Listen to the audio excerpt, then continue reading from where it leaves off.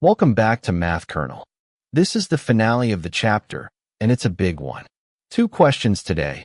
When does a matrix actually define a scalar product? And the crown jewel, why every symmetric matrix is secretly just a stretch along a set of perpendicular axes. Back in part 1, we learned that a symmetric matrix M turns X transpose My into a scalar product, but only when it's positive definite. X transpose Mx has to be strictly positive for every non-zero X. So how do we actually test that? The geometry gives it away, doesn't it? Look at the set of points where X transpose Mx equals 1. If M is positive definite, that level set is a closed ellipse. Every direction costs something positive to reach. Closed as opposed to what, though? Hold that, I want to see exactly what failure looks like later. You'll get your failure, I promise. But first, 3 equivalent tests you can run by hand.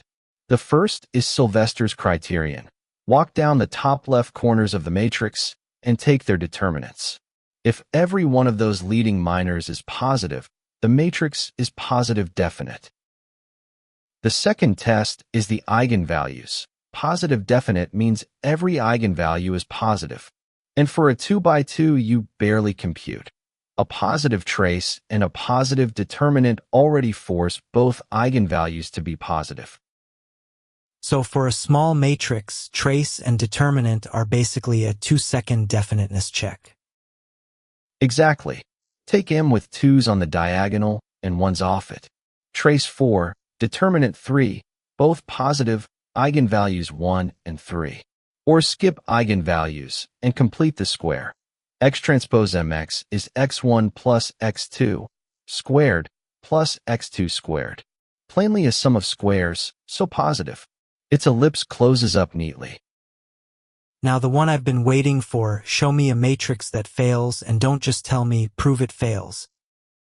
Swap the entries, put the 2's off the diagonal. Now the determinant is -3, so one eigenvalue is negative, and the level set is no longer an ellipse. It's a hyperbola, blowing open. And here's your proof. Name a witness. The vector 1, -1, gives -2. Negative length squared. Not a scalar product. So the exam move. To check a matrix, run Sylvester or the eigenvalues. And to reject one, hand over the vector that makes the form negative. Ellipse closes, hyperbola opens. Here's the fact that makes the whole finale work, and it's pure magic. If a matrix is symmetric, its eigenvectors are automatically perpendicular. Not by construction, the symmetry forces it. Forced genuinely? So I don't get to choose them badly. They come out at a right angle no matter what? No matter what, for different eigenvalues. Take a symmetric A and 2 eigenvectors belonging to different eigenvalues, lambda and mu. We'll compute one quantity, the product of AV with W, in 2 different ways. Read it left to right. A hits V, giving lambda times the product of V and W. But because A is symmetric, we're allowed to slide it across to the other side, and there it hits W, giving mu times the same product. That slide across is the whole move, isn't it? That single step is the only place symmetry gets used. The entire trick, cite the symmetry there or the argument collapses. So lambda times the product equals mu times the product. Bring them together. Lambda minus mu times the product is 0. The eigenvalues differ, so that factor isn't 0, which forces the product itself to be 0. Perpendicular. See it on our matrix. The eigenvectors 2, 1, and 1 minus 2. Their product is 2 minus 2, exactly 0. They sit at a clean right angle. And those aren't random arrows, they're precisely the 2 axes of the ellipse. So remember the engine of the finale. Symmetric matrix, different eigenvalues, eigenvectors perpendicular, proved by computing one product 2 ways. Now the crown jewel, the spectral theorem. It says something almost too clean to believe. Every symmetric matrix can be written as Q times a diagonal matrix D times Q transpose, where Q is a rotation. And every letter in that is something we've already built, right? Nothing new smuggled in? Nothing new at all. The diagonal D just holds the eigenvalues, which, for a symmetric matrix, are always real, no complex surprises. And the columns of Q are the eigenvectors, each normalized to length 1. You keep calling Q a rotation. Why is it a rotation and not just some invertible matrix of eigenvectors? Because of the last chapter's gift. Those eigenvectors are perpendicular, and each has length 1, so they form an orthonormal basis, and a matrix whose columns are orthonormal is exactly an orthogonal matrix. Q transpose times Q is the identity. That is the definition of a rotation, possibly with a flip. Put the eigenvectors on the picture, and they're precisely the two axes of the ellipse, one stretched a lot, one barely. Here A stretches space by 6 along the first axis, and by 1 along the second. So the mysterious matrix is really just stretch this way by 6, that way by 1. That's it? That's it. Read or right to left. Q transpose rotates the eigenaxes onto the ordinary grid. D does a plane stretch along those axes. Then Q rotates back. A symmetric matrix isn't some tangled operation.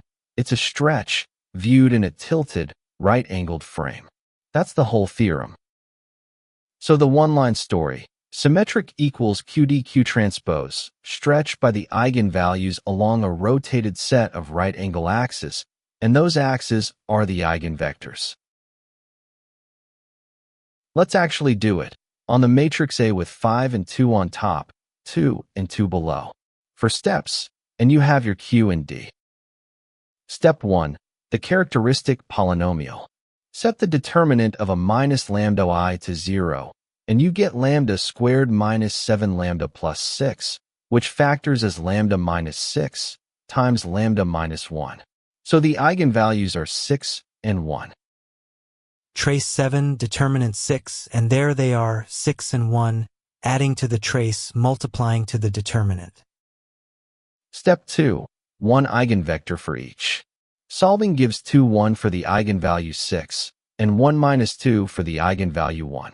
And notice we get their perpendicularity for free. We just proved that has to happen. Free right angle granted. But does that shortcut ever fail? Is there a case where the eigenvectors don't come out perpendicular? Only in one situation, and I'll flag it in a moment. For now, step 3, normalize. Both eigenvectors happen to have length root 5, so divide each by that. Now they're an orthonormal pair, U1 and U2. Step 4, assemble. Stack the two unit eigenvectors as columns to get Q, and put the eigenvalues down the diagonal of D. Done. It equals Q, D, Q transpose. And the caution I promised. If an eigenvalue repeats, its eigenvectors aren't automatically perpendicular, so you run Gram-Schmidt inside that eigenspace before assembling. So the recipe, for beats, characteristic polynomial, an eigenvector each, normalize, assemble, and Gram-Schmidt only if an eigenvalue repeats. One warning, because it's a classic trap. You might think distinct eigenvalues are enough for all of this. They are not. Symmetry is doing the real work. Take this B, with a 1 tucked in the corner. It's not symmetric, its transpose is different. And yet it still has two perfectly good, distinct eigenvalues, 1 and 2. Distinct eigenvalues, so by the usual rule it diagonalizes. Where's the catch? The catch is in the eigenvectors. They come out to 1, 0 and 1, 1. And on the board those two clearly meet at 45 degrees, not 90. The right angle just isn't there. Confirm it with the product. 1, 0 dotted with 1, 1 is 1, not zero. Not perpendicular. Without symmetry, the beautiful right angle simply doesn't appear. So it diagonalizes, but not with a rotation. Is that the fatal part? Exactly fatal for the spectral theorem.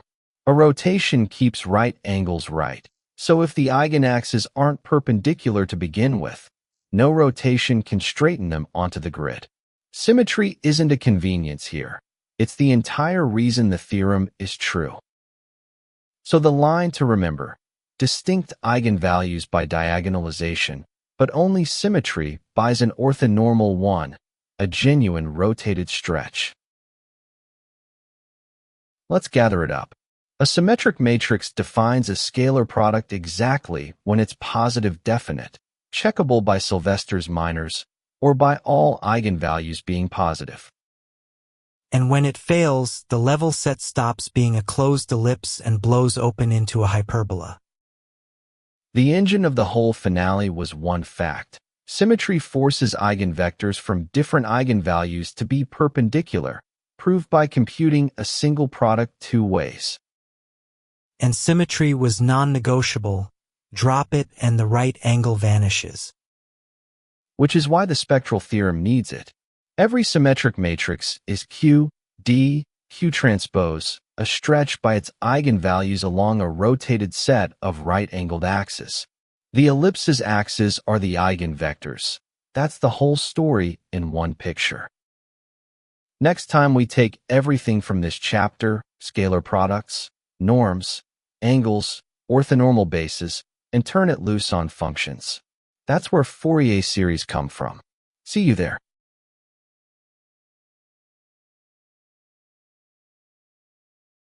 That's symmetric matrices and the spectral theorem, the high point of the whole chapter, where a matrix turns out to be nothing but a stretch in a rotated frame. Thanks for watching. Next time, functions as vectors and where Fourier comes from. See you in the next one.